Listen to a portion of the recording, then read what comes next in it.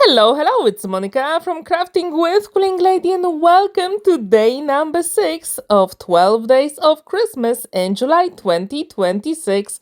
Today I'm going to show you how to create a super quick diorama card.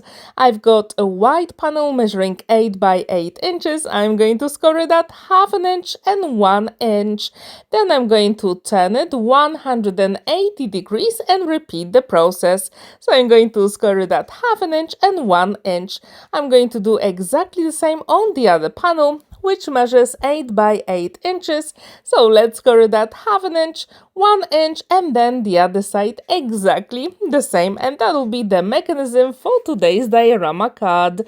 Now from my stash, I decided to use a cutting die from Crafter's Companion. This shape makes me think about gingerbread. That's why I'm going to use it for today's project. And what's really good about this cutting die, you also get a frame that you can use for future project, which I absolutely love because we created a massive aperture here. I'm going to make it a little bit more sturdy by using acetate, and that is the tip for you as well. If you ever create a big window here or an aperture, make sure you use acetate because this way it's going to be professionally finished. So now I'm going to turn it over, and I've got heavyweight acetate from Hanky Dory. I'm going to cut it to the size and use red liner tape. Super quick and simple. Have you ever created a diorama card for Christmas? Please let me know in the comments down below, and if you haven't, I really hope you'll check Monica's, Paper Mona's and Katarina's videos as well, because their cards are simply amazing. And I left the links in the description down below, so go and check it out. And if you haven't heard about hashtag 12 Days of Christmas in July 2026, it is hosted by Monica Paper Mona. And for the first 12 days of July at 7 a.m. UK time, we've got amazing inspiration for you. If you'd like to take part in this collaboration and challenge, I really hope you'll give those prompts a go, which I left in the description down below. I know 2 crafters are already sharing their beautiful projects on Instagram, and that is absolutely amazing. So as you can see, the mechanism is pretty easy. All we have to do is to fold and burnish those collines both at the back and the front of the card. And if you want, you can also create some panels using design papers, but today I decided with the winter theme, so I'm going to leave it white so it looks like a snow. But to make it a little bit more snowy, I'm going to use my paste and use a paintbrush. It does not have to be perfect because I want to achieve the look of snow. Really cool thing. If you have any texture paste, I really encourage you to give them a go. And this one dries really quickly. And what I did later on with the paintbrush, I put it in a jar with water so it doesn't dry. I'm going to clean it later with a little bit of soap as well. So as you can see, my snow is ready and I really like it. It does not have to be perfect. And then I decided to have a look at my stash, and I found one of the best collections from Mentai Papers called Holy Jolly. I really like it. It makes me think about traditional Christmas. I'm going to use that design paper. I'm going to fussy cut the Santa, also the elves and the house here as well. And what's really good about this diorama card, I'm going to make 2 of the elements move. So as you can see here, I'm going to place the front of the card just to make sure everything is where I wanted. I want to put Santa at the bottom, and he's going to walk a little bit.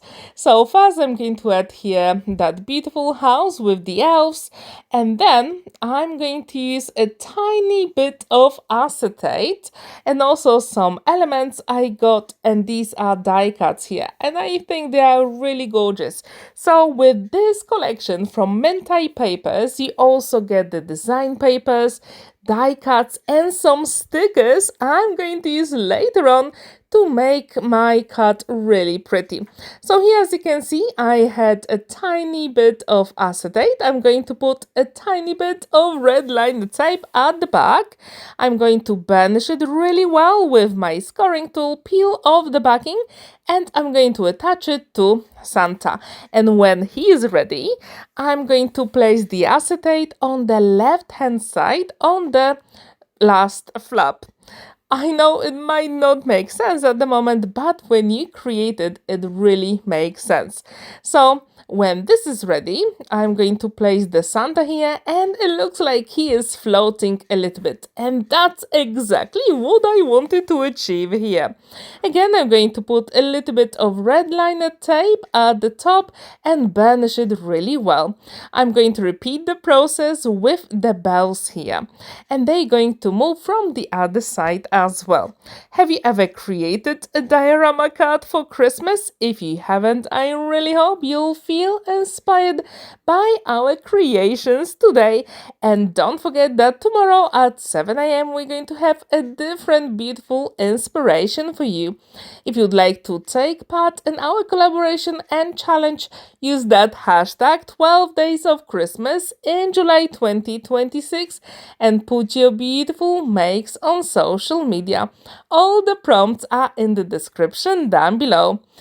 So as you can see, this card comes together really quickly. All together, it took me 25 minutes, so I think for a Christmas card it is very easy, and this one is dimensional as well. But what's really good about this diorama card, it folds flat in the envelope, and I'm going to use 8 by 8 inches envelope. Here I'm going to put the liquid glue on both of the sides on the flaps, and I'm going to put the top layer. As you can see, we've got lots of dimension, and just to make sure my liquid glue is set, I'm going to use some clips. And if you do struggle to adhere the elements, that is the way to go. So as you can see, I'm going to place them on both the left and the right hand side for a few moments. And then when everything is set, I can take them off and put them away. How often do you use clips for your projects? Please let me know in the comments down below. So now when this is ready, we can move on and add a few other elements to our card. And these are the stickers I told you about. And this one is the same collection called Holly Jolly from Minty Papers. I really like those, and they are pretty thick as well, which I absolutely love. And what's really good about this collection, it works so well all together. It has those traditional colors here. I couldn't resist. I really wanted to put that element somewhere and I couldn't decide where to. I also added a little bit of elements here like the presents, and these are the big ones, and later on I'm going to add the ones you can see on the left hand side, which are slightly smaller. And what's really good about this diorama card, you can easily put your fingers inside because it has lots of dimension. Here I'm going to use a little bit of red liner tape again. I'm going to burnish it and use my pokey tool to peel off the backing. Now it is time to adhere it, and the card is nearly completed. All we need is a sentiment and couple more embellishments. If you want, you can also add some gems or pearls as well, but today I decided against it. I just want to have that snow effect on the card. And what do you think about my moving Santa and bells? Do you like that idea? Please let me know in the comments down below. Now I'm going to burnish the sides a little bit more, and I'm going to add a few stars from that sticker sheet you just saw, and also the gingerbread man, because why not? Like, good Christmas always needs gingerbread, especially Polish gingerbread. And I know what I'm saying. Have you ever tried Polish gingerbread? If you haven't, I really hope you will give them a go.